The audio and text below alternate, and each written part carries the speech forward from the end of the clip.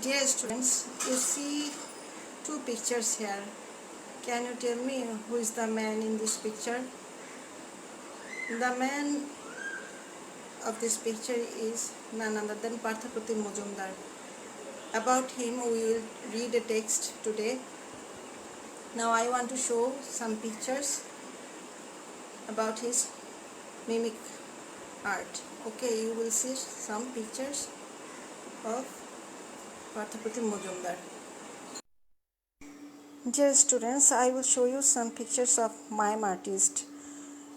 You can see here some mime artists and their facial expressions, how do they dress, how do they act actually. Okay, you can see here. Now you can see here very famous mime artist named Marcel Marceau. You can find about him, or you can know about him in your text in this unit.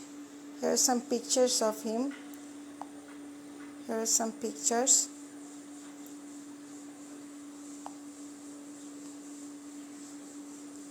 Some pictures of him.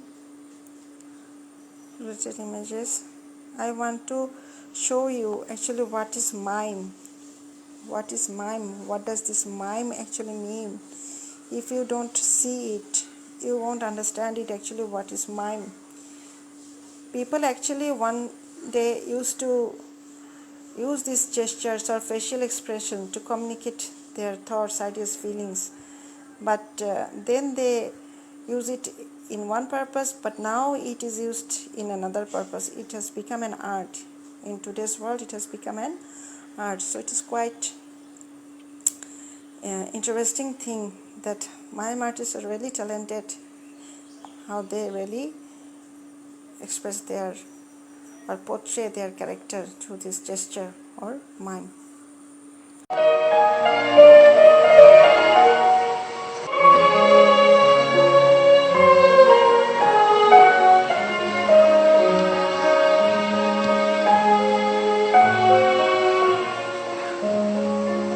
Parthapratim Majumdar ছোটবেলা থেকেই সাংস্কৃতিক পরিমণ্ডলে মানুষ হয়েছেন আর বড় হয়েছেন মূকাভিনয় বা মাইমের এক অনন্য সাধারণ শিল্পী।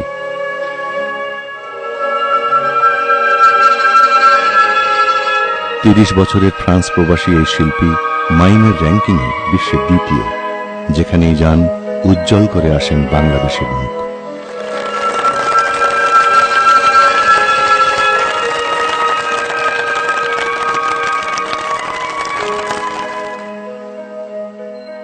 লিকলিকে গড়ন দেখে ঠাকুরমার নাম রাখলেন ফুরফুরি, কিন্তু বাবা হিমাংশু কুমার বিশ্বাস আর মা সুশ্রিকা বিশ্বাসের পছন্দসই হল না নামটি। সে 1954 সালের 18 জানুয়ারির কথা। পাবনার কালাচাঁদ পাড়ার ঠাকুরবাড়ির ছেলে ফুরফুরি। আজকে যদি আমি 55 বছর পেছনে চলে যাই চু করে, তখন আমি মনে করতে পারবো আমি কি করেছিলাম। তা আমি আসলে ছিলাম খুব রোগা, সে কারণে আমার ঠাকুমা আমার নাম দিয়েছিলেন ফুরফুরি। তখন আমার বাবা একদিন নাকি দুঃখ করে আমার ঠাকুমাকে বলেছিল যে মা, আমার ছেলে তো কোনোদিন মোটা হবে না। তা আমার ঠাকুমা নাকি বলেছিল কি দেব। তা তখন নাকি আমার বাবা সে মহাভারতের একটি চরিত্র যে বিশাল ভীম, সেই ভীম যাতে আমি হতে পারি, গদা টদা বোধহয় নিতে পারি, তা আমার নাম দিয়েছিল ফুরফুরি চেঞ্জ করে ভীম। বাবার সাথে ছবি তুলতে যাওয়ার আর মায়ের ভজনের যন্ত্রী ছিলেন তিনি। জুবিলি স্কুলের ডানপিটে ছাত্র ভীমের লেখাপড়ায় মন নেই, কিন্তু বন্ধু, টিফিন আর খেলার মাঠের টানে স্কুলে যেতেন সবার আগে। ফার্স্ট বেঞ্চ দখল করার প্রতিযোগিতাতেও সবাইকে হারিয়ে দিতেন তিনি।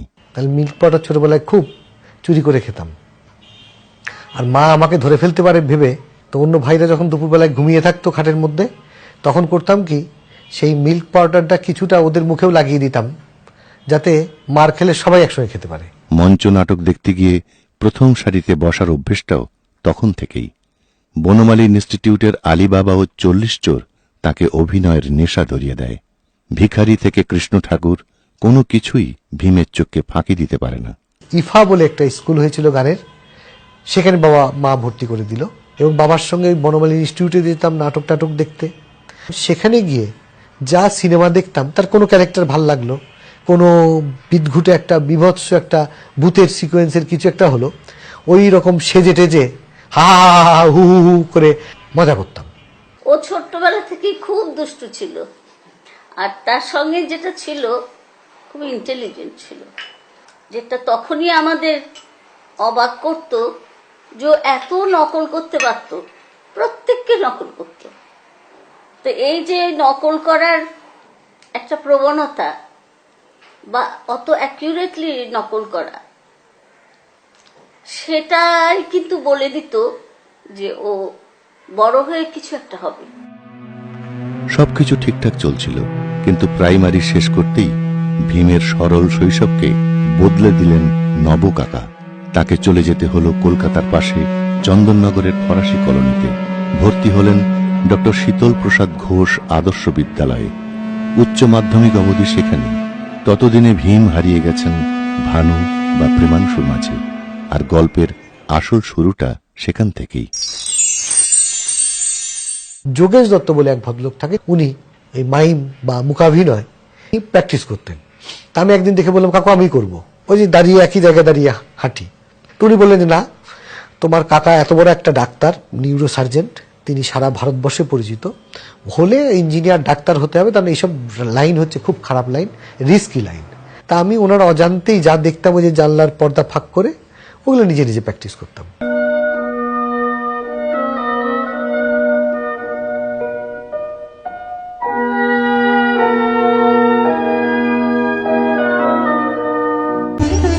উচ্চাঙ্গ সঙ্গীত শিল্পী বারিন মজুমদারের হাত ধরে পৌঁছলেন ঢাকা মিউজিক কলেজে। পুত্র স্নেহে তিনি প্রেমাংশুর নাম রাখলেন পার্থ প্রতিম মজুমদার। বাবার বারিন মজুমদারের সম্পর্ক মামা ভাগ্নে। তা ওনারা আমাদের বাড়িতেই পাবনাতে এসে উঠতো। তা আমাকে দেখে ওই বারিন মজুমদার জিজ্ঞেস করেছে ও কি করে। তো বলছে গান টান গায়, কি অভিনয় টভিনয় করতে পুনা ফিল্ম ইনস্টিটিউটেও গিয়েছিল, আবার ফেরত এসছে, এই এক ক্যামেরা নিয়ে কোথায় যায়, মুক্তিযুদ্ধের সময় বিভিন্ন ক্যাম্পে ট্যাম্পে গিয়ে ছবি টবি কী তুলতো। তা বলে ওকে আমাকে দিয়ে দাও। তো বলছে এটা তো আমি কিছু বলতে পারবো না, তোমার মামির সঙ্গে কথা বলো। তা আমার মায়ের সঙ্গে অনেক করে বলার পরে আমার মা, যেহেতু নিজেদের আত্মীয়দের মধ্যে, তা রাজি হয়। এবং আমার অরিজিনাল নাম ছিল প্রেমাংশু কুমার বিশ্বাস, এবিডিবিট করে চেঞ্জ করে পার্থপ্রতিম মজুমদার করে ওনারা আমাকে অ্যাডপ্ট করে দত্তক করে ঢাকায় নিয়ে আসে।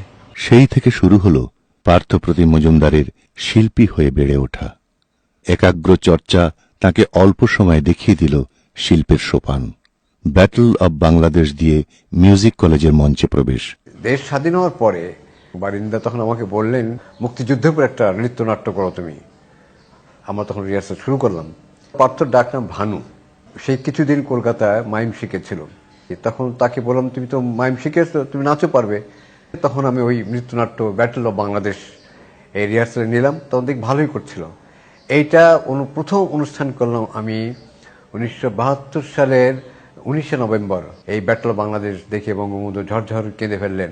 1975-এ মাইম শিল্পী পার্থ প্রতিম ডাক পেলেন বাংলাদেশ টেলিভিশনের রংধনু অনুষ্ঠানে। তারপর কখনো বাসযাত্রী, কখনো লোডশেডিং, কখনো বা ছিনতাইয়ের কবলে পড়া গল্প নিয়ে মূকাভিনয় চলল। বাংলাদেশের জুনিয়র রেড ক্রসের যতগুলো গান এই বন্যার ত্রাণে বা ওদের আত্মমানবতার সেবায় বাজানো হয়, সেই 6টা থেকে 8টা গান হারুন ভাইয়ের, রেড ক্রসের এক বড় কর্মকর্তা হারুন ভাই, ওনার লেখা এবং আমার সুর করা। ও যখন ফুল মাইম শো করলো শিল্পকলা একাডেমিতে, সেটা যখন আমি দেখতে গেলাম, সত্যি আমি মুগ্ধ হয়েছিলাম। ওর ওই যে সে চোরের ভূমিকাটা, তারপরে প্রজাপতি ধরছে, ঘুড়ি ওড়াচ্ছে, চুল বাঁধছে, একদম যেন মনে হচ্ছে একেবারে যে যে ভঙ্গিতে যে যা করে ও ঠিক সেগুলোই করছে।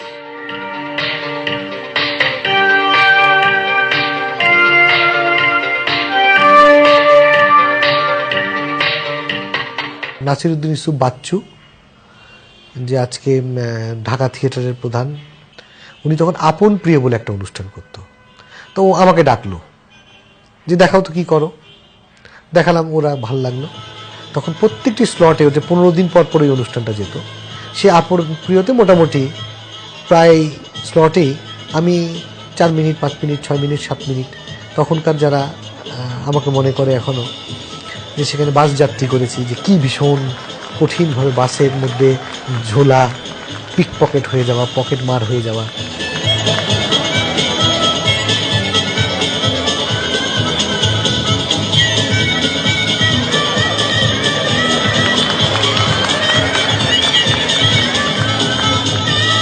সংলাপ নেই, গান নেই, অথচ তার অভিনয়ে কি তীব্র আবেদন। ফরাসি সরকারের বৃত্তি নিয়ে 1981 সালে পাড়ি জমালেন ফ্রান্সে। এটিএন দুক্রুর কাছে শিখলেন কর্পোরাল মাইম। কিছুদিনের মধ্যে দেখা হলো মাইম সম্রাট মার্সেল মার্সোর সঙ্গে। তো 81-এর 2 নভেম্বর আমি ফরাসি দেশের স্কলারশিপ পেয়ে 8 মাসের জন্য আমি প্যারিসে যাই। একদিন ঘটনাচক্রে জানতে পারলাম যে মার্শাল মার্সো প্যারিসের বাইরে একটা জায়গায় শো করছে। গেলাম, যার পরে আমার মনে হলো 2.5 ঘন্টা আমি 3 ডাইমেনশন কোনো কালার মুভি দেখলাম।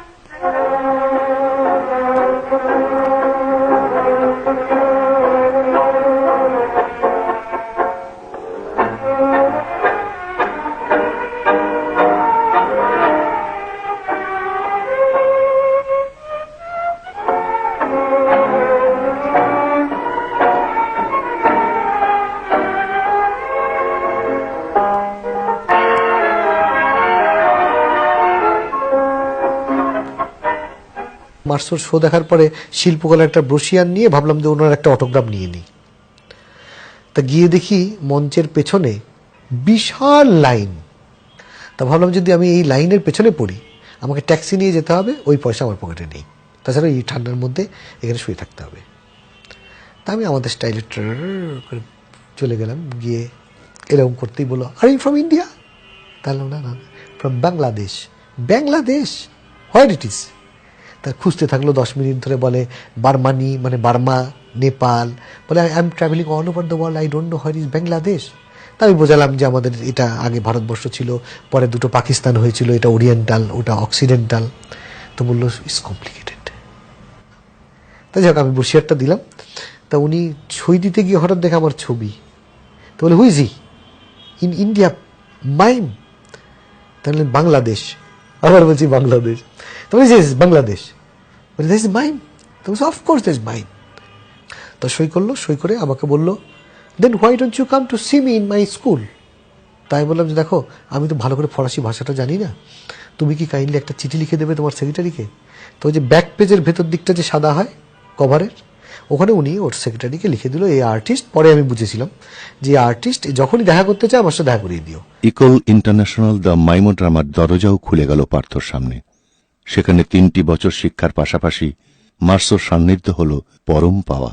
চারদিকে মিরার, পুরো ক্লাস্টার, বিশাল রুম, কাঠের ফ্লোর। তা প্রত্যেককে দেখাচ্ছে যে এটা ফুল কি করে নেয়, কি করে স্মেল করে। আমাকে বলো, you show me how oriental country pick up the flower. তা আমি উঠলাম, করে কাঁপছি, কোন রকমে আমি নিয়ে দেখালাম, বলে look look look look look, his leg, his body, his attitude, emotion. লে কার্গো দ্য ক্রেপসিকুল এবং আবিম মাইমো ড্রামায় অভিনয়ের পর পার্থপ্রতিম মজুমদারের খ্যাতি ছড়িয়ে পড়ল সারা বিশ্বে। এটিএন দুক্রু, মার্শাল মার্সোর শিক্ষা শেষ করার পরে 87-এ আমি সুযোগ পেয়েছিলাম ইউনেস্কো তাদের সবথেকে বড় অডিটোরিয়ামে আমাকে আমন্ত্রণ জানিয়েছিল মাইম শো করার। আমি পদ্মা নদীর মাঝি বলে একটা বিশাল শো করেছিলাম হাউসফুল অডিটোরিয়ামে।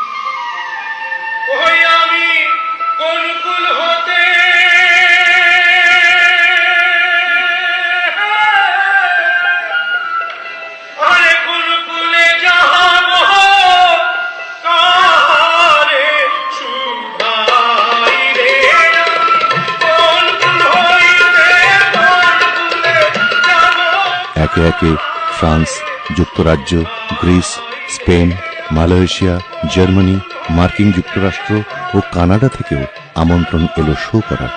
কাজ করলেন ফ্রান্সের চলচ্চিত্র ও বিজ্ঞাপনে।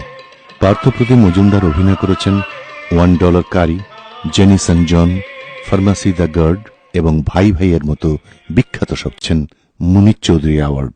এবং ওই বছরই নাটকের জন্য ইউরোপের সবচেয়ে বড় সম্মাননা মোলিয়ার অ্যাওয়ার্ড পেলেন।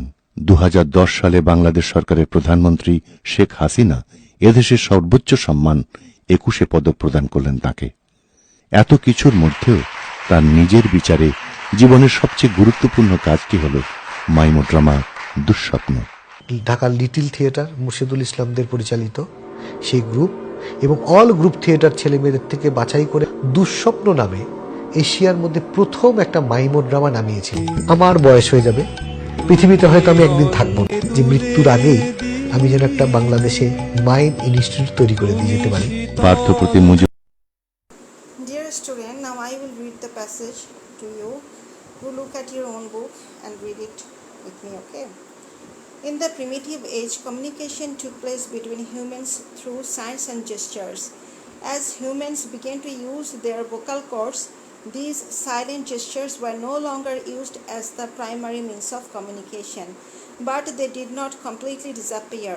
They evolved a form of art used to entertain thousands and came to be known as mime. Mime touched a little boy's heart while he was watching a performance in his village. He was so fascinated by the show that he was determined to master this art. He is no other than Paarthapratim Majumdar. Partha is undoubtedly a forerunner in the field of mime in Bangladesh. He started as a musician, and his keen sense of rhythm helped him to let his limbs move and express his surroundings through gestures. Paarthapratim Majumdar is the first Bangladeshi to take up mime as a profession. He performed in a number of television shows in Bangladesh and gained popularity.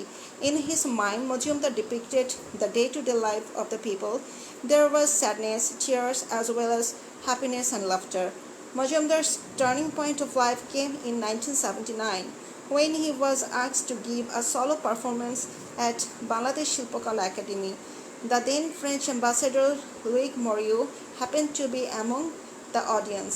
Mr. Moriot noticed the talent in Majumdar. In 1981, the French government offered him a scholarship so that he could get professional training in mime. This was the first time that a student was granted a French scholarship in mime. Majumdar started his training under the legendary maestro Etienne Decroix. Through Decroix, he met another celebrated mime artist named Marcel Marceau. Marceau has transformed modern mime by taking it to an unimaginable height. Marceau was very impressed by the Bangladeshi young talent and offered him a place in his school for mime, named École Internationale de Mimodrome de Paris, Marcel Marceau. This school is the biggest and the best in the world. During his 3-year training period, Majumdar practiced 16 to 18 hours daily till each and every bone in his body would feel like breaking. After his time with Marceau, there was no looking back for Majumdar. He staged solo performances in England, Belgium, Germany, Spain, Italy, and the USA. French, Canadian, and American TV channels enthusiastically aired his shows.